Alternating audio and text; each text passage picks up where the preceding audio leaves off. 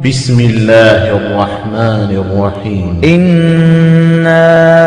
أرسلنا نوحا إلى قومه أن أنذر قومك من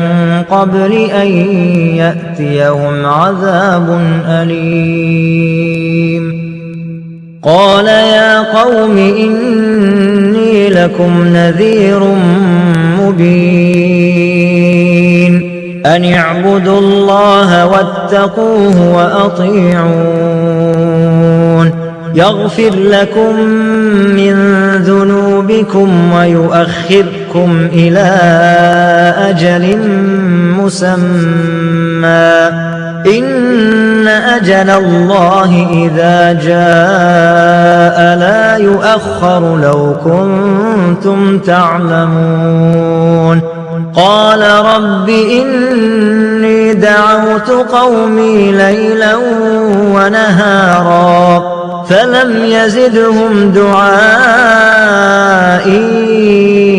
إلا فرارا وإني كلما دعوتهم لتغفر لهم جعلوا أصابعهم في آذانهم واستغشوا ثيابهم وأصروا واستكبروا استكبارا ثم إني دعوتهم جهارا ثم إني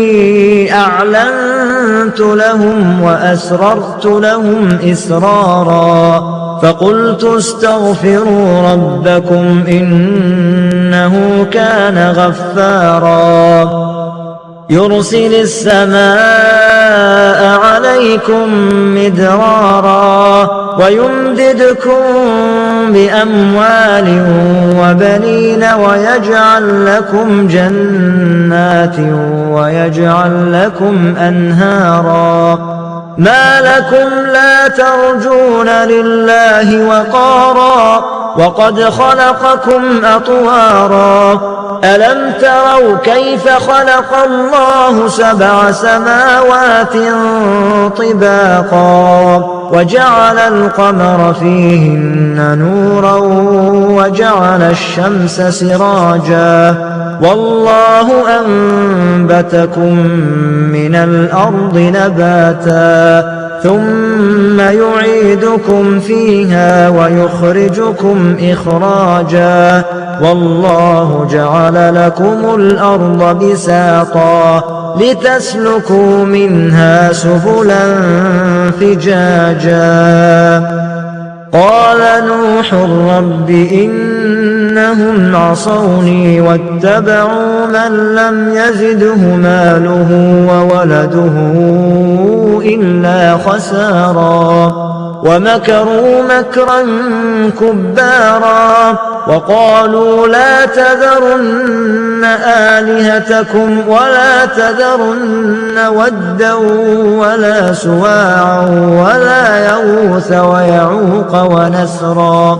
وقد أضلوا كثيرا ولا تزد الظالمين إلا ضلالا مما خطيئاتهم أغرقوا فأدخلوا نارا فلم يجدوا لهم من دون الله أنصارا وقال نوح رب لا تذر على الأرض من الكافرين ديارا إنك إن تذرهم يضلوا عبادك ولا يلدوا إلا فاجرا كفارا رب اغفر لي ولوالدي ولمن دخل بيتي مؤمنا وللمؤمنين والمؤمنات ولا تزد الظالمين إلا تبارا